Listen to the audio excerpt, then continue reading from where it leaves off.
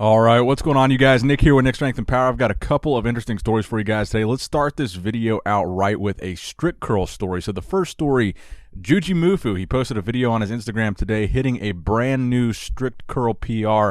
The strict curl is something he's dabbled with the past couple weeks, past couple months in his YouTube videos. And recently, he PR'd with a 160-pound strict curl.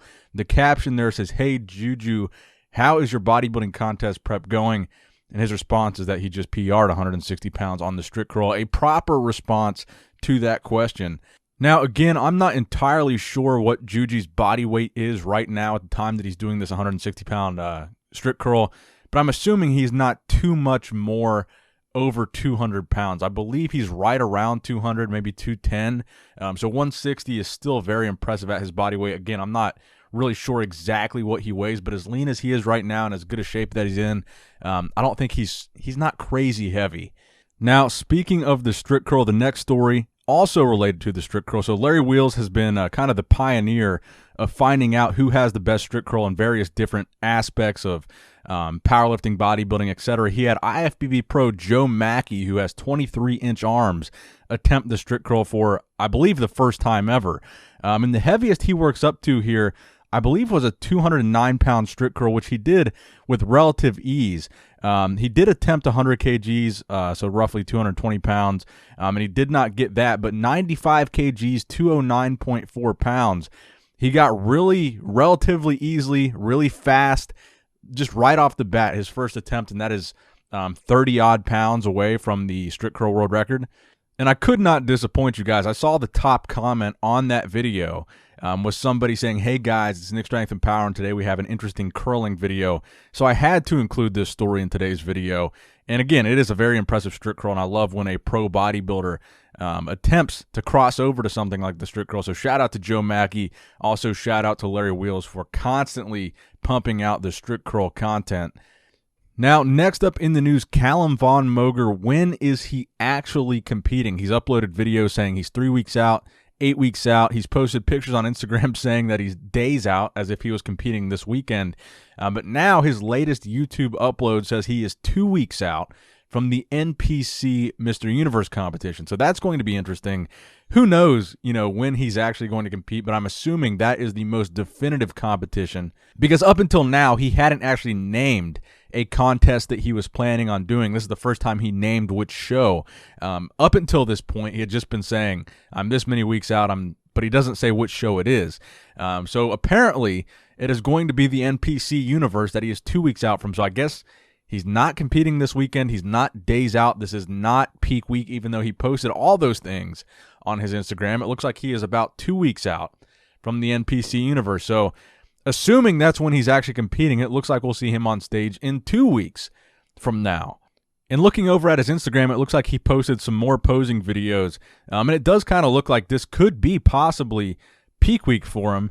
And he does say, so this is what confuses me, is in his most recent Instagram post, the caption of this post says, "Make sure to tune in this weekend, November 14th, for my return to the NPC Classic Physique competition." But then he puts out that YouTube video saying he's 2 weeks out. So I really don't know what to think. Maybe he's going to do a bunch of shows. Maybe he's trolling. I'm not entirely sure. Could we see him compete this weekend? Possibly. But to be honest with you guys, he's posted so many different contest dates. I really don't know. But in this video, he looks like he's in shape that it could be his peak week. But again, I'm kind of confused as to what's going on with Calum. But I'm convinced we will see him on stage. The question is just when. And again, he's going for NPC Classic Physique, not bodybuilding. Now, also in Classic Physique news, Chris Bumstead with a almost 5 weeks out update, a full posing video that he posted on his YouTube channel, giving us a really good idea of how he is looking. And I think it's kind of cool how competitive him and Breon have been lately, because they've both been posting quite a plethora of physique updates. And Chris has definitely been no slouch in letting the fans know how he's looking, and he's posted all these updates, and he posted this video on YouTube. And then Buys and Tries, that Instagram page that I've told you guys about a couple times, they were kind enough to screenshot some of the best poses from that video. And Chris, he's really looking like he is in phenomenal shape. To me, he looks bigger than ever. He looks like he's put on some size. That's the main thing that I've taken away from all the physique updates that we've seen of Chris so far, is to me, he looks bigger. He looks like he's put on size. He looks like he's made improvements.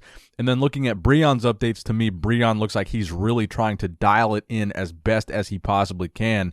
Whereas Chris, I feel like, is young. He still has time to put on size. He still has improvements that he needs to make. And I think he's focusing on that aspect of things. And I think he's going to come in bigger this year, which might be to his advantage compared to a guy like Breon. Because if Breon over diets, even if he's crazy shredded and he comes in a bit too small, you know, the problem that Breon has against Chris already is Chris, he's taller, and he has a much more commanding stage presence. So the judges' eyes, the audience's eyes, the fans' eyes are automatically drawn to Chris. So if Breon were to come in even tighter, which would mean he would be even smaller, and Chris were to come in a little bit bigger, I would think that would help Chris in the sense that it would draw more eyes to his physique. And that's what I'm seeing in the updates that I've seen from Chris so far. Honestly, I think Breon looks a little bit tighter at this point in his prep than Chris does. And again, that's not a knock on Chris. I think Chris's plan is to come in a bit bigger here. And specifically, looking at a lot of the things that he's shown off in these posing updates, he focuses heavily on the back and biceps. Again, a lot of people say those are his weak points. And to me, he looks like he's brought those points up. Specifically his biceps, to me, he has, you know, just the insertions that he has on the peaks of his biceps. It's kind of a genetic thing, so he really has to train those for size. And to me, it looks like he's put on the size that he needs to put on to be competitive with a guy like Breon. And again, he doesn't really need to do anything to be competitive with a guy like Breon because he's already beaten Breon with last year's package. But to make improvements upon that makes him extremely dangerous in classic physique. And again, I didn't want to disappoint you guys. I saw the top comment on Chris's YouTube video as well, and it was another what's going on, you guys comment.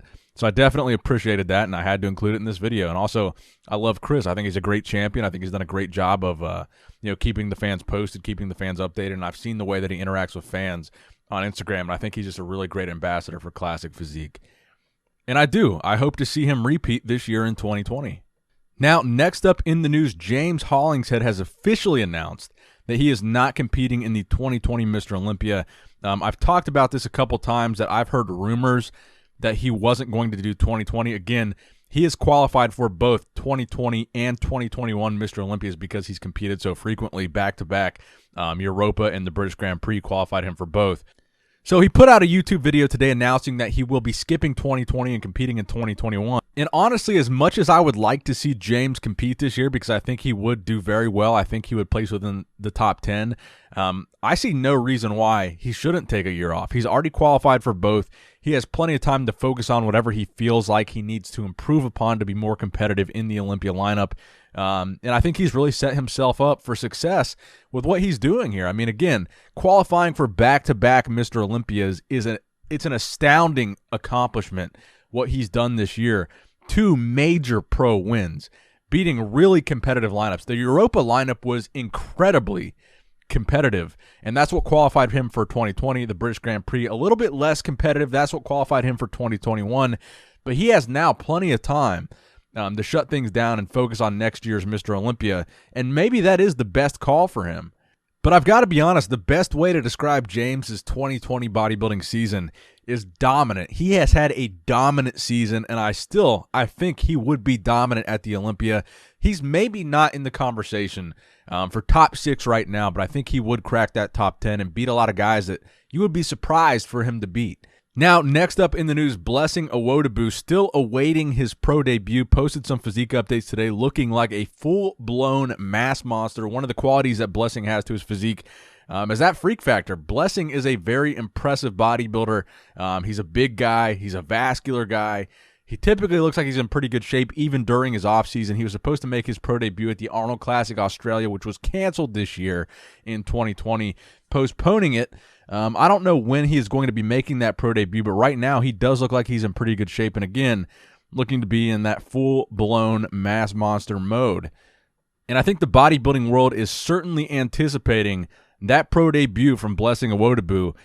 He is extremely impressive, and I do think he is another guy that's going to make a tremendous splash when he does decide to finally make that debut on a pro stage, wherever that may be. Now, the final story that I have for you guys today, Mr. Olympia Brandon Curry gives you a glimpse of how he's looking at 5 weeks out from the Mr. Olympia stage, where he will be defending his title for the first time after winning in 2019. 2020, he'll be going up against the likes of Phil Heath, Big Ramy, William Bonac, possibly Hadi Chupin. That's a conversation for another video, whether or not Hadi gets that visa. Brandon Curry looking dangerous as ever en route to defend that title. But let me know what you guys think in the comment section below. This is the latest and greatest from Brandon Curry. Let me know how you guys think he's looking. We haven't seen much, if anything, from Phil Heath in the realm of 5 weeks out. Big Ramy has been kind of quiet. William Bonac has been kind of quiet. Hadi has been pretty vocal. And again, it's still a question of whether or not Hadi will be able to logistically get there.